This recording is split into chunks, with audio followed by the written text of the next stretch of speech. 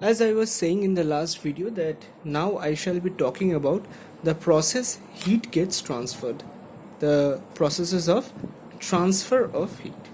Now what are the different processes for transfer of heat? In your book you shall find these two processes, conduction and convection, while there is another third process that you shall be studying in higher classes, which is radiation.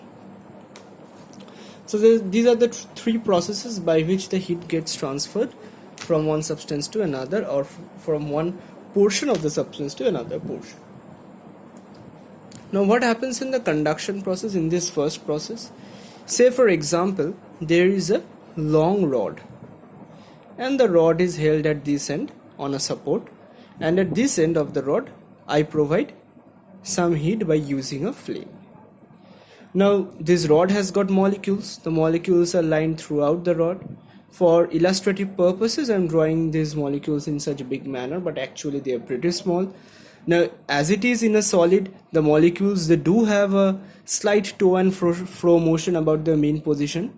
The motion of vibration is always there, but the moment this heat is provided, they vibrate even more vehemently.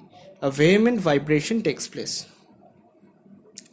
And due to this random vehement vibration, what happens? It transfers an amount of its energy to the next molecule.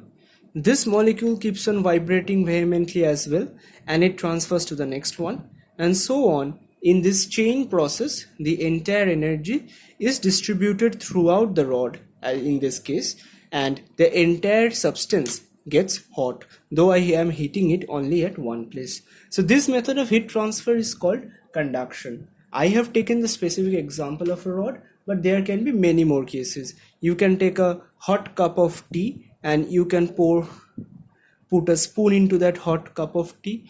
This tea is very hot. The molecules of the tea, they are randomly moving, they are pretty hot, have got high kinetic energy, and with that high kinetic energy they are hitting the molecules of the spoon, and soon after some time, if you touch the spoon, you will find that it is comparatively hotter than what it was initially. So this is again due to conduction. The second process that I was talking about is convection. What happens in convection? Now say I take a beaker containing water, and I am heating it with a flame. Now there are some molecules of water which are in the upper portion and some molecules which are in the lower portion. Molecules are uniformly distributed. So when I initially heat the molecules which are in the lower portion will be heated before those in the upper portion. That is quite obvious because they are in closer proximity to the flame. Now these molecules, the ones at the lower area, they will absorb the heat.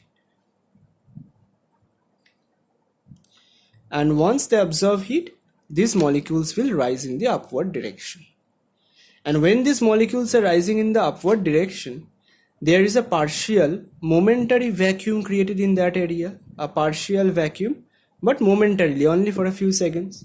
And in order to fill that vacuum, colder molecules from the upper portion comes down and fills it. So within a short while, a convection current like this is set up, where the hot molecules from below are moving up and the cold molecules from above are moving down.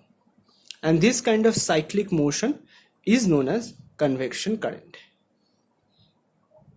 Convection is primarily the method of transfer of heat that takes place in any kind of fluids, whether liquids or gases. And conduction mainly takes place in solids. One of the areas where this convection current is set up and is very important for our daily life is the water cycle. And this water cycle in turn leads to rainfall. So the water on various water bodies like lakes, seas and oceans, they absorb the heat of the sun. The molecules get heated. They move up into the atmosphere. In the atmosphere, they again condense to form the clouds, which upon heating with mountains come down in the manner of rainfall, filling the rivers, filling the groundwater, and again flowing back to the oceans and seas. And thus it's a cycle. It's something that happens all the while and something that is very necessary for our sustenance of life. And then there is this third motion. This third motion is the radiation, and it is not in your syllabus, but Just let me give you a brief idea. One of the factors that makes radiation stand out is that radiation is the process of heat transfer that can take place even in the absence of a medium, that is, even in vacuum. For conduction or convection to take place, you must have a medium, but radiation can take place even in the absence of a medium. This is the method by which the heat from the sun reaches the earth every day, because in space there is no medium between the sun and earth.